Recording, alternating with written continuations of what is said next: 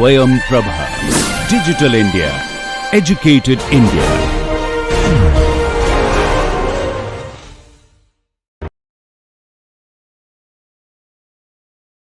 Appears here and here, so it is gy minus g13, and v2 it is minus gy minus g23.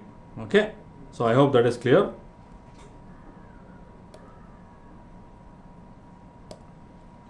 Okay,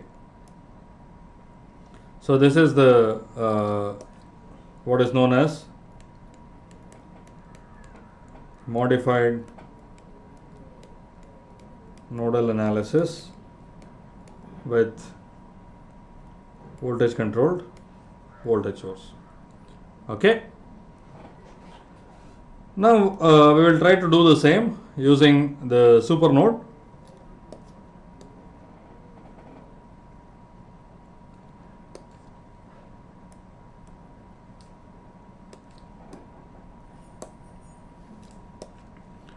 Now, which is the super node? That is basically the combination of node N3 and the reference node. That is where the voltage source is connected. It's a dependent voltage source, but that's where it is.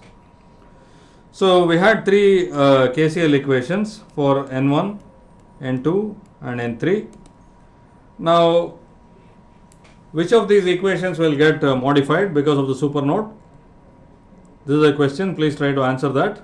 Which of these three equations, which of the KCL equations at these three nodes will get modified as a result of making a super node as shown here? So I hope all of you are able to hear my question and understand it. My question is, we have a voltage controlled voltage source and we would like to solve this using super node. So I have identified the super node, that is combining the nodes across which the voltage source is connected. Okay, so now which of the node equations will get modified because of this super node? And couple of you answered that it is node N3. That's correct. So what happens to that equation? What should we write? What is the new equation that we should write?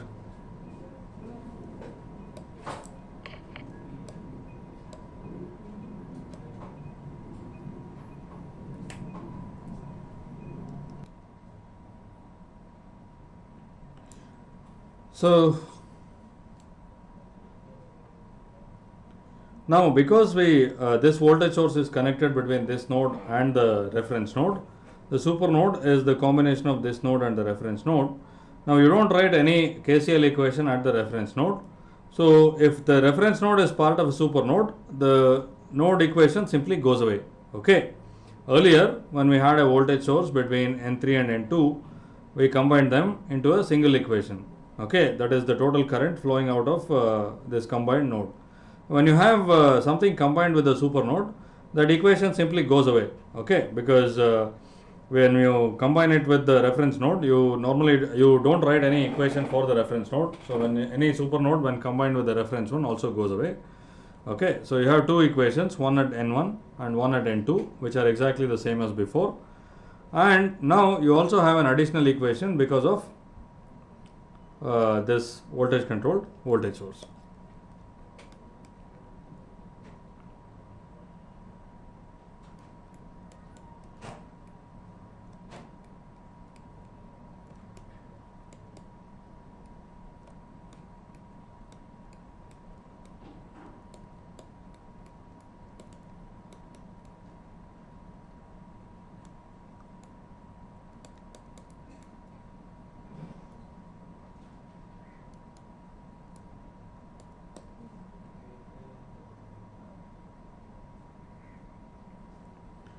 And we have this additional constraint that V3 equals K times V1 minus V2. So as usual, we write it with all the variables on the left side, which is minus K V1 plus K V2 minus V3 equals 0. And the equations for N1 and N2 remain exactly the same as before. That is G11 plus G12 plus G13 times V1 minus G12 V2 minus G13 times V3 equals 0. Similarly, minus G12 V1 plus G12 plus G22 plus G23 times V2 minus G23 V3 equals 0. Sorry, the first equation, it is not 0, it is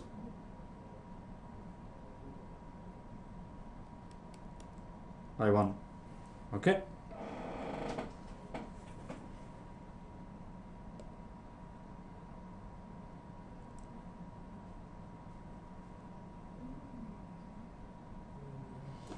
So I hope this part is clear. Now my question to you is, what happens to this I3? I3 does not seem to appear in any of the equations. Why is that?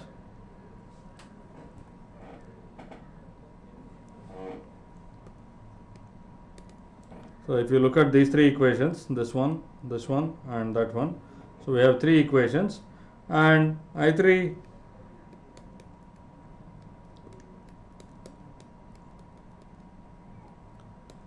does not appear in the equations. Why?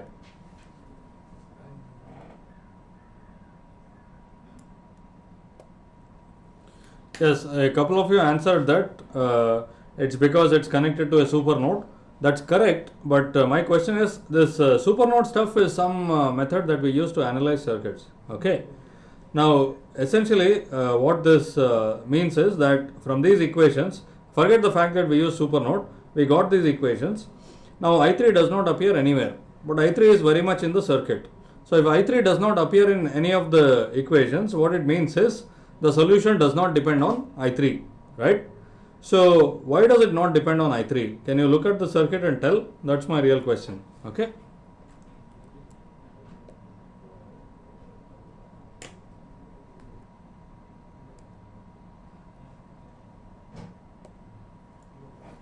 Okay, so I got a number of responses. Some of you said it is not, it's because there is no parallel resistance and so on.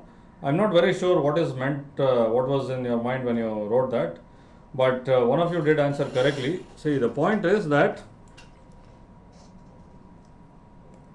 this is a current source across a voltage source. Okay, now this is a dependent voltage source, but anyway, because this is a voltage source, the voltage at this node is set by this voltage source. Okay, so whatever, even if you have current sources here, it's not going to be able to change the voltage here. Okay, this voltage source will absorb any current that is put into it.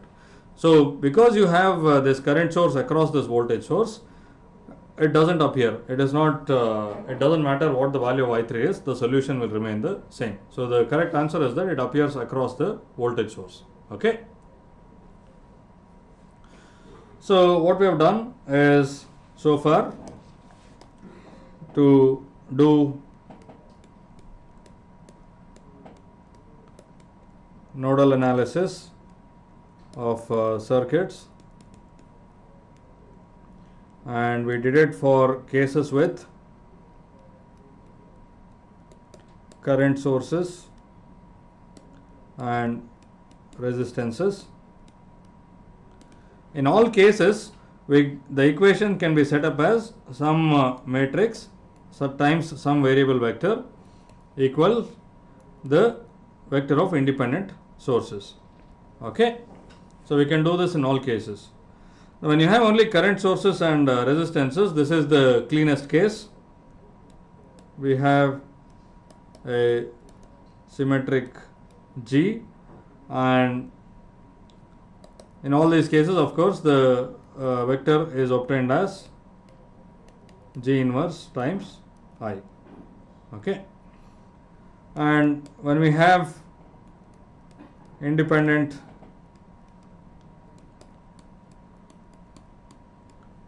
voltage sources, so we can do modified nodal analysis.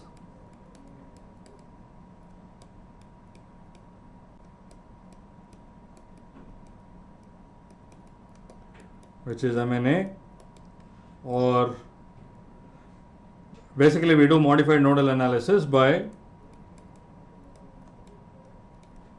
introducing extra variables, or alternatively we can treat the two nodes to which the voltage source is connected as a super node and go ahead with the analysis. Now, modified nodal analysis gives you one more variable and one more equation for every voltage source, whereas the super node stuff, this will not give you no extra variables. Okay. And finally, if you have a voltage controlled current source, there are no extra variables or equations.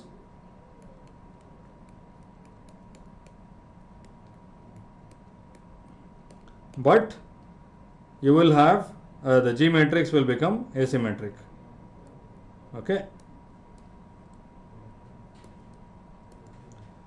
And finally, when you have a voltage controlled voltage source, you handle it in the same way that you did the independent voltage source. Now, when you do the independent voltage source, what happens is you will have an extra entry in the source matrix on the right hand side, okay, in the source vector. Whereas when you have a voltage controlled voltage source, there is no independent source that is added. Whatever is on this side, this whole thing should have only independent sources. Okay, so that's why you can solve for it correctly, that you have this variable equals the inverse of this matrix, which is related to the circuit topology times the source vector. Okay, and in case of voltage controlled voltage source, there is no extra addition to the source vector, and you handle it in exactly the same way as independent voltage source by introducing an extra variable and equation, or by using a super node, in which case you don't have extra variables.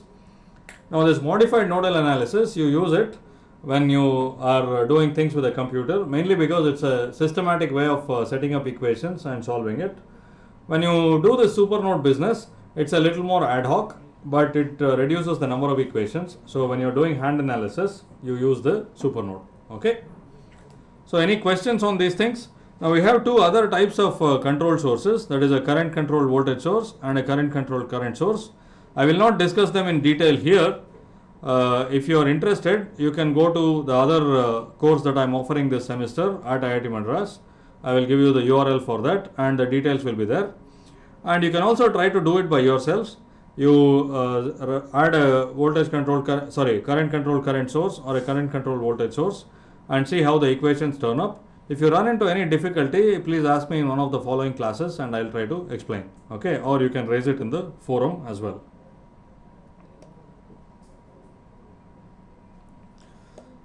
So if you have any questions about anything we did so far, please ask.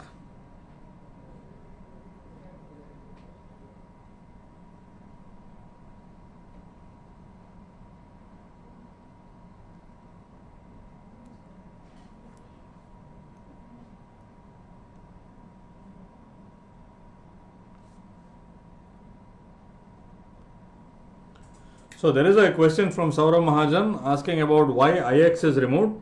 Now please be more specific. Are you talking about why IX is not there when we use the super node? Is that the question?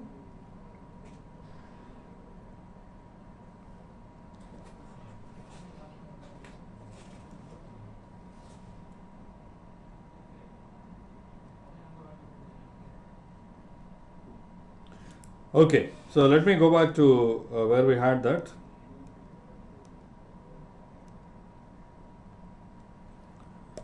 So first of all, super node means this entire thing here.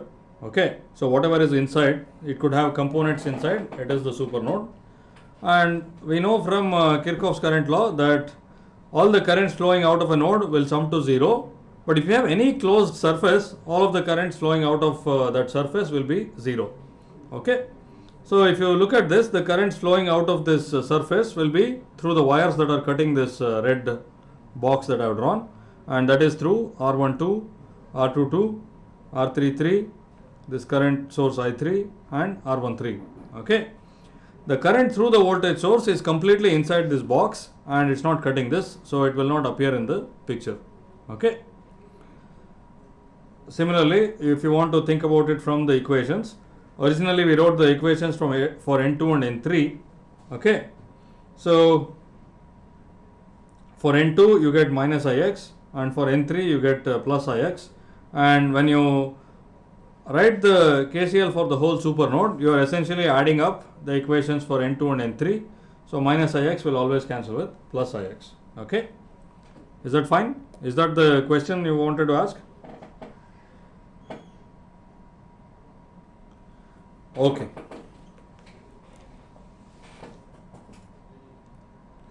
Now let me take this particular case. So this one, I have the equation here, and this referred to a circuit with voltage sources and current sources. We don't have dependent sources, but that's okay. So I just want to use this to prove certain things about the kind of circuits we have.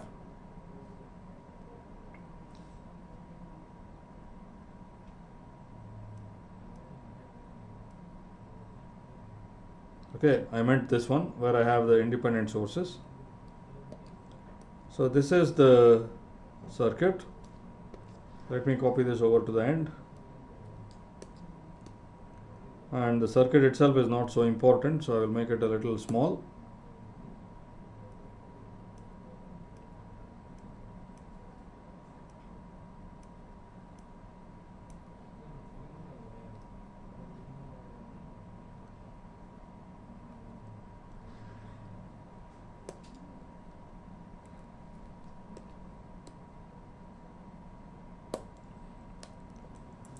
So this is in the form of some matrix G times the variable vector V.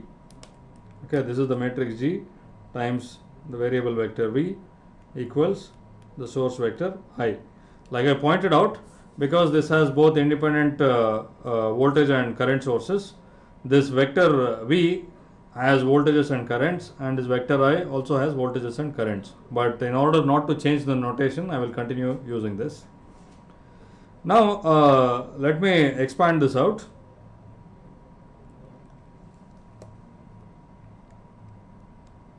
This G times V equals I, right?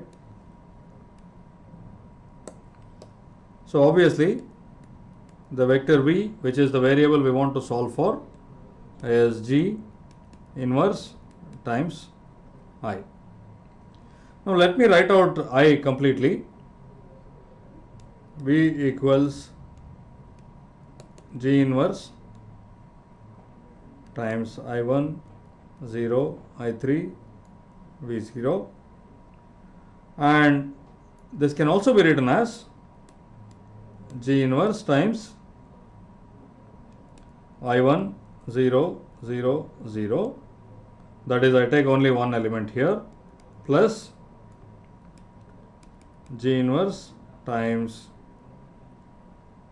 0 0 I3 and 0. In this case I have taken I3 alone, plus this is the inverse of the matrix, and again G inverse times 0 0 0 and V0. Okay, so this is the source vector, and these are basically source vectors with one non-zero source at a time. Okay, so I can write this vector as I1 with all zeros, and here 0 0 I3 0 and 0 0 0 and V0.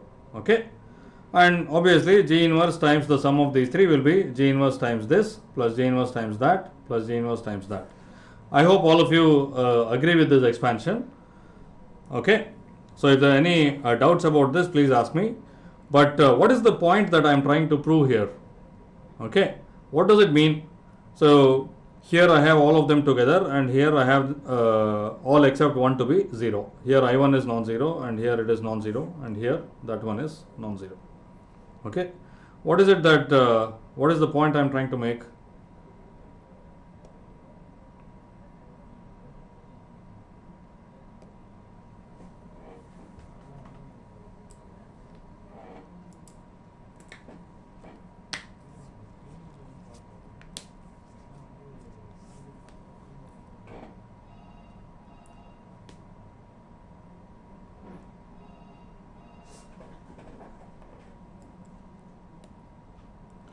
Okay, I think many of you got the answer. What I am trying to prove is the property of superposition of these linear circuits.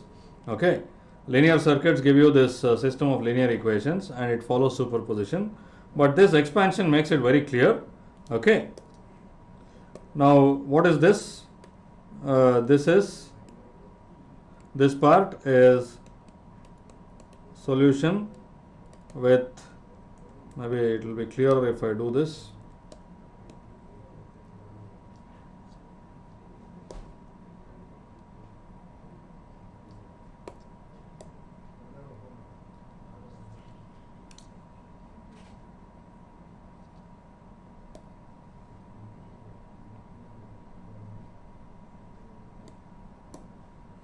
Okay, so this is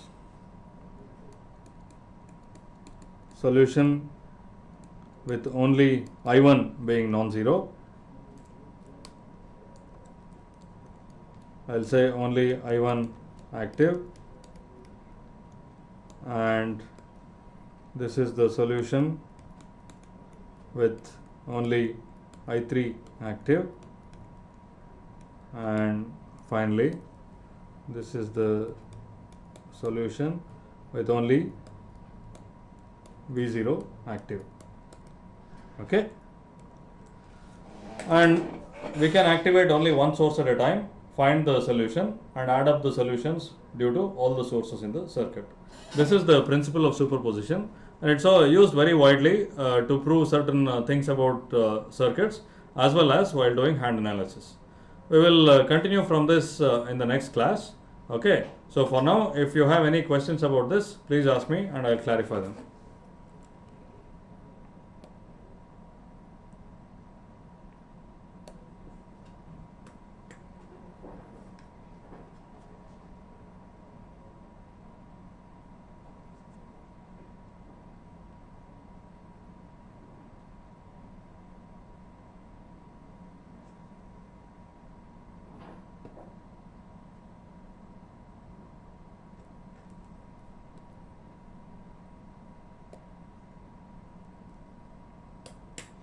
Okay, with that we come to the end of today's class. Thanks for attending. See you next week.